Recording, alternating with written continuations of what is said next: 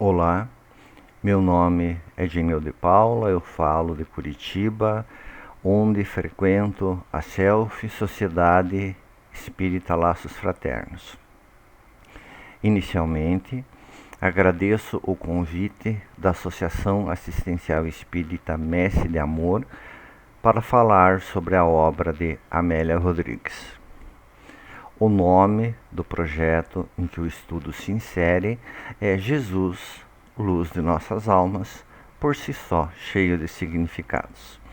Jesus é realmente a luz de nossas almas, seus ensinamentos, seus exemplos, tudo que dele vem nos orienta e ilumina. Amélia Rodrigues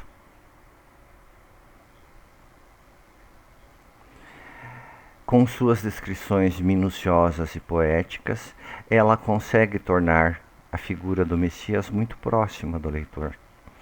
Jesus surge ainda mais admirável nas descrições da poetisa.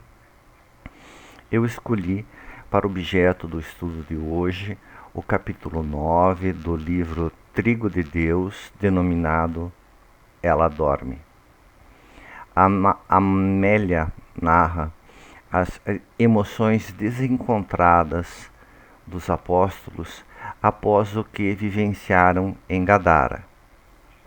Ali, Jesus promovera a emocionante cura do possesso, extremamente infeliz. Agressivos, os gadarenos pediram que o mestre se retirasse de suas terras, acusando-o de ser o responsável pelo prejuízo que tiveram em razão dos porcos que se atiraram ao mar. Eles exemplificavam bem a criatura humana em sua tradicional fraqueza, que opta pelo caminho do equívoco quando pode trilhar uma senda mais feliz. Em vez de se alegrarem pelo ser humano, libertado de imensa dor, enraiveceram-se pelo prejuízo material. Em certo sentido, retratam quem valoriza coisas, propriedades, em vez do convívio humano, da alegria de partilhar, de alegrar-se com a felicidade do próximo. Com isso, perderam singular oportunidade de redenção. Poderiam ter ouvido a pregação de Jesus e retificado o tom e o rumo de sua caminhada espiritual. Talvez isso lhes tivesse poupado milênios de sofrimento e decepções. O mestre e seus seguidores haviam retornado às conhecidas praias de Cafarnaum, mas os ânimos ainda não estavam tranquilos. Logo, uma multidão se acercou, ansiosa, bradando por ajuda. Jesus, bondoso e sereno, amava aquela gente sofredora e destemperada. Ainda hoje, ele mantém esses sentimentos para conosco, que o buscamos, inquietos. Em meio ao tumulto, aproximou-se o chefe da sinagoga, homem honrado, que se prostrou a seus pés e pediu que lhe atendesse a filhinha, que se encontrava à beira da morte. O pai aflito se chamava Jairo. Conhecia Jesus, sabia de seu vínculo com Deus, embora tivesse os seus próprios compromissos com a religião que representava. A cidade era pequena, caracterizada pela simplicidade e pureza de costumes, onde todos se conheciam de algum modo. A notícia da cura do possesso chegara no local, assim como o próprio antigo enfermo, que louvava Jesus, narrando o extraordinário episódio de sua libertação. Jairo, que a tudo observava, sentia um misto de aflição e fé. A multidão, em sua agitação, arrancou Jesus da presença do chefe da sinagoga e logo todos exclamavam à frente e com entusiasmo um novo acontecimento considerado maravilhoso. Uma mulher hemorroísa, muito conhecida, acabara de recuperar-se após simplesmente tocar o Messias. A alegria tomava conta da multidão e todos queriam Jesus ao seu lado, ouvi-lo, falar com ele, ser consolados e socorridos. Subitamente Jairo deparou-se novamente com o Mestre. Sentiu fixados em si aqueles olhos ternos e indescritíveis. O pai, emocionado, retornou à narrativa. Sua voz agora estava sumida, embora tocada de imenso respeito. Venha à minha casa, Senhor. Minha filhinha de 12 anos está à morte. Jesus compreendeu a extensão do sofrimento daquele homem e concordou em acompanhá-lo. Quando já se encontravam à porta da residência, repleta de parentes aflitos e também de curiosos, uma pessoa informou ao sofrido pai: ela está morta. Não suportou esperar. Não incomode mais o mestre. Os gritos e lamentos, o prantear em sinfonia, tomaram conta do ambiente. O pai, tomado de imensa dor, pediu desculpas a Jesus e ia entregar-se ao desespero, quando aquela voz inconfundível e melodiosa do Cristo afirmou: não tema, creia somente e ela será salva.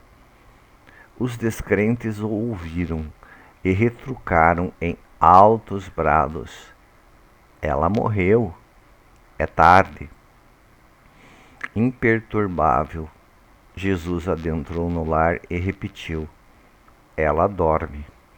Os mortos para a verdade reagiram. São os mesmos em todas as épocas. Não possuem crença sincera em absolutamente nada. Quando ameaçados, confundidos em seus discursos, tornam-se violentos, fazem chacota de quem permanece sereno e confiante. Ignorando a vida, permanecem nas sombras, porque gostam das sombras. Os que morrem no corpo estão mais vivos dos que têm morta a fé, morta a compaixão, morta a humildade. Esses mortos da intimidade rebatem enérgicos perante alguém que pode ressurgir para a vida. Ela morreu. E realmente desejavam que estivesse morta, para que a sua opinião prevalecesse, para que Jesus fosse pego em erro. O Cristo mandou que os frívolos saíssem e permaneceu com o pai, a mãe, Pedro, João e Tiago no quarto onde a menina dormia. Pálida, enrijecendo-se, a pequena era a própria morte na sua postura final, tocando-a com doçura e imprimindo energia com meiguice à voz. O Senhor falou-lhe, tomando-a pela mão: menina, levante-se. Um suave rubor tomou a face da jovem e o espírito reassumiu suas funções junto ao corpo que estava quase em total rigidez. Um doce aroma de anêmonas em flor invadiu o quarto e o hálito da vida espraiou-se no ambiente agora arejado. A menina ergueu-se enfraquecida, mas sorrindo. Deem-lhe de comer, ordenou o Cristo. Estrondou a alegria. Hinos de louvor tomaram todos os lábios, com melodias festivas. Intensa movimentação de júbilo percorreu a massa. Jairo, o responsável pela sinagoga, após beijar a filhinha, que retornara da letargia, ao procurar o rabi para agradecer, não mais o encontrou. Jesus já saíra. A multidão necessitada o esperava e o seguiu. No futuro, anciã e feliz, a filha de Jairo, em Cafarnaum, narrava o episódio inesquecível e procurava definir o indefinível daquela voz que arrancara das sombras: menina, levante-se. No torvelinho das paixões que predominam, ameaçando de morte e condenação a criatura desatenta, Jesus ainda hoje exclama, tomado de profunda compaixão: ela dorme. Essa bela passagem evangélica enseja várias linhas de interpretação. O sono espiritual por vezes se assemelha à morte. Os que observam quem dorme não raro o acreditam morto para as inquietações espirituais, para as questões espirituais. A crueldade e a indiferença são identificadas como estados terminais. Quem comete graves erros é considerado como fora da humanidade, como se nada mais de positivo pudesse ser dito ou feito em relação a ele. Em geral, quando casos tormentosos que agitam a imprensa e a opinião pública são julgados, a pena aplicada parece sempre pequena. Isso sem falar na desconfiança, no repúdio geral que suscita uma sentença de absolvição. É como se a vida de quem erra precisasse ser destruída, aniquilada, para que a justiça fosse feita. Ocorre que isso não é justiça, é apenas vingança. Quem brada, indignado, pelo pior tratamento para presos, réus, equivocados em geral, considera que não são mais humanos, não fazem mais parte da vida em sociedade. Não pensam nos parentes de quem errou, que ele tem mãe, pai, irmãos, talvez filhos.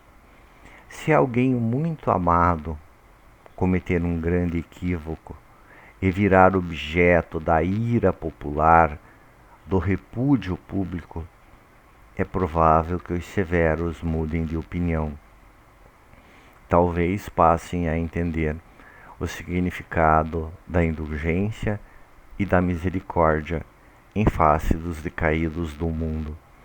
Tal não significa negar a importância de reprimir equívocos, mas para que não se nega a importância de reprimir equívocos, para que eles não dominem a sociedade e não a infelicitem. Mas entre reprimir equívocos e odiar e destruir quem erra, vai uma longa distância. O homem cruel não suscita simpatia e surge a ideia de que jamais se recuperará em termos morais. Do mesmo modo, a criatura egoísta parece jazer em um esquife de indiferença. Justamente por isso, os que se consideram despertos e ativos, os que se acham bons, os que se acham dignos, abdicam de fazer qualquer esforço em favor de quem cai. Como na passagem evangélica, entendem que resta apenas lamentar a morte moral dessas criaturas. Contudo, a vida é inesgotável e ninguém jamais se transvia em definitivo. Jesus afirmou que nenhuma de suas ovelhas se perderia. Também disse que há mais alegria no céu por um pecador que se arrepende do que por 99 justos. Bem se vê que nos planos superiores da existência a compaixão é infinita. Deus nunca desiste de seus filhos e sempre está disposto a oferecer novas oportunidades na feição de novas encarnações, ou na mesma encarnação determina a chegada de incentivos, como um novo emprego, um novo relacionamento, um novo filho, uma mudança importante. Tudo para que a criatura ganhe forças e chegue adiante, melhorada. Ainda assim, muitos se comprazem em culposo sono, longe das responsabilidades que lhes cabem na sociedade em que vivem. Outros até dão mostras de putrefação moral ao se permitirem grandes baixezas. São políticos corruptos, empresários desonestos, traficantes de drogas, pedófilos, estupradores. O espetáculo de baixezas de que se fazem atores chega a desanimar as pessoas que sonham com um mundo mais justo e suave. Não raro surge a ideia de que o mundo seria melhor sem eles. Se morressem, tudo se resolveria mais fácil. Entretanto, a vida é um dom de Deus e só Deus pode decidir quando ela começa e termina em termos humanos. E também nós ignoramos o nosso próprio passado espiritual. Talvez, ainda ontem, no calendário cósmico, fôssemos semelhantes a esses seres que nos causam horror. Por vezes basta uma dor mais profunda, uma vergonha mais pronunciada, ou um olhar bondoso, uma frase de sincera compaixão, para que o mais empedernido dos seres dê outro rumo à sua vida. Quem somos nós para decretar a morte moral do semelhante, quando estávamos perdidos, infelizes, espíritos bondosos, representando a misericórdia divina, foram nos buscar para uma nova vida. Providenciaram para nós uma nova família, um novo nome, um ambiente diferente, para que esquecêssemos o passado que tanto nos martirizava, mas que ainda vive em nós na forma de algumas tendências. Nessa nova vida, nós ressurgimos, vivemos e temos condições de melhorar a cada dia, inclusive pelo desgosto que temos em relação ao que nos permitirmos fazer no passado. O que ontem nos satisfazia, hoje nos causa horror. E talvez justamente o que identificamos de frágil em nós engendre tanto horror por determinados equívocos. Isso nos deve tornar generosos em relação a quem persiste sem disposição para o esforço de renovação íntima, optando pelo sono da negligência. Esse sono pode durar milênios, a denotar rebeldia com os propósitos superiores da existência imortal. Os que dormem com gosto ficam até irritadiços com quem lhes sinaliza a necessidade de acordar, de levantar. Apegam-se a variadas espécies de anestesia da alma, entregam-se ao gozo de sensações efêmeras, à busca do poder, até se justificam com a adesão a correntes de pensamento focadas no egoísmo. Mas sempre chega o momento de despertar. O crescimento íntimo constitui um desígnio divino e ninguém se furta dele, seja mediante um grande amor, uma profunda dor, ou mesmo pelo amargor que as ilusões do mundo produzem. Cedo ou tarde, a realidade da vida se impõe e a necessidade de se tornar fraterno e puro aparece. Gradualmente, o apetite pelas coisas mundanas cessa e um desolador vazio se instala na alma. Esse vazio apenas pode ser preenchido pelo atendimento ao amoroso convite do Messias divino. Levante-se. Ciente disso, convém agilizarmos nosso despertar pela reflexão a respeito das mensagens cristãs e, especialmente, nunca nos permitirmos considerar nossos semelhantes como perdidos, como mortos. Um a um, todos despertarão para a sublime beleza do amor pujante e imortal. Mas há mais um ponto importante a ser destacado. Após fazer a menina levantar-se, Jesus recomendou que a alimentassem. Talvez isso signifique que é preciso ir além do primeiro gesto de compaixão. Quem retorna à vida moral precisa de recursos para seguir adiante. A menina necessitava de alimentos e de cuidados de sua família.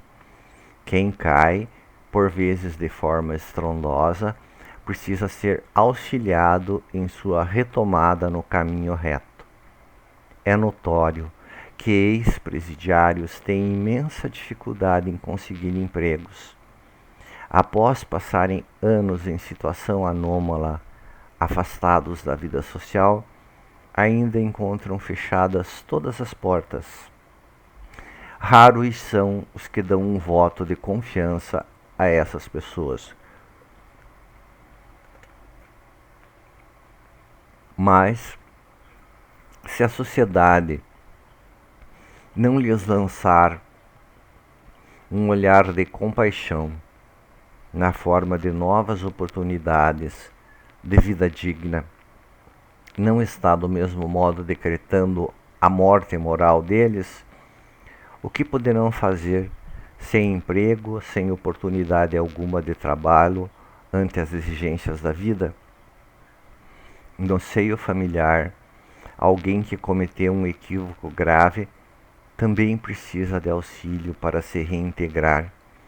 Muitas vezes se diz que um amigo foi causa de imensa decepção, como se décadas de amizade valessem menos do que um equívoco, um gesto impensado que é tomado à conta de traição. Mas o que é mais importante? Uma vida de dedicação ou um instante de vacilo? Acaso nós nunca erramos? Não há nada em nossa vida de que nos envergonhemos? Décadas de convívio conjugal impecável valem menos do que um momento infeliz? Por vezes se diz que a dignidade impede o retomar de um vínculo, seja fraterno, seja conjugal ou profissional. Mas será a dignidade ou o orgulho que impedem que se dê uma nova chance a quem errou? O que há de indigno na generosidade, no perdão, em estender os braços? Apenas a generosidade há de ser completa. De pouco adianta restabelecer o vínculo e continuar a rememorar o equívoco a cada instante. Isso equivale a aplicar uma pena de tortura continuada, talvez perpétua. Mantém-se a pessoa próxima, mas se trata de castigá-la, de fazê-la lembrar a cada instante que não merece confiança. Isso vale para incontáveis variantes da existência, seja entre irmãos, amigos, colegas de trabalho, vizinhos, parceiros profissionais. A pessoa mais correta, mais serena, mais educada, em sua condição humana, está sujeita a falhas. Feliz de quem consegue, mesmo no momento de espanto e surpresa, manter-se tranquilo e generoso. Mas se esse momento precioso não é aproveitado, sempre há o depois, a oportunidade do reencontro. O cristão, compenetrado de seu dever de solidariedade, deve pensar como gostaria de ser tratado, caso fosse ele o equivocado. Sem dúvida, gostaria de ser acolhido, compreendido, e isso com grandeza. Não se demonstra a própria condição de cristão em um passeio no parque no domingo à tarde ou assistindo ao filme preferido na TV. É nos momentos de crise que a verdade surge. Os instantes de desentendimento são a pedra de toque, mostram o que realmente existe na criatura. Em momentos críticos, definimos como queremos ser. É aí que optamos por agir com grandeza ou com baixeza. Frente a quem erra, podemos perdoar com grandeza, abraçar com calor, reatar os laços de forma espontânea, e não como quem faz um favor, de má vontade. Penso que é disso que trata o texto, de negar a morte moral do outro, de admitir que todos vivem, de ficar alegre com a vida do semelhante, de ser um agente da vida, da alegria, da esperança, mesmo e especialmente em face de quem erra. Fica o convite para que todos leiam o capítulo que comentamos hoje e reflitam sobre ele. Espero que a conversa tenha sido interessante. Senhor Jesus, agradeço pela oportunidade de aqui estar a refletir com nossos amigos sobre a grandeza de suas lições, que sempre permitem reflexões as mais vastas. Por mais que estudemos, que leiamos, tudo o que o Senhor disse, fez e ensinou, ainda haverá algo a mais para aprender. E somos gratos, Senhor, por sua bondade que não desiste de nós, por todos os recursos que nos disponibiliza, pela bênção do seu Evangelho, pela sua vinda aqui conosco e pela doutrina espírita que trata de esclarecer tudo, a fim de que possamos seguir os seus caminhos, os seus ensinamentos, com os olhos bem abertos e também com o coração tomado de ternura. Seja conosco, Senhor Jesus. Muito obrigado a todos.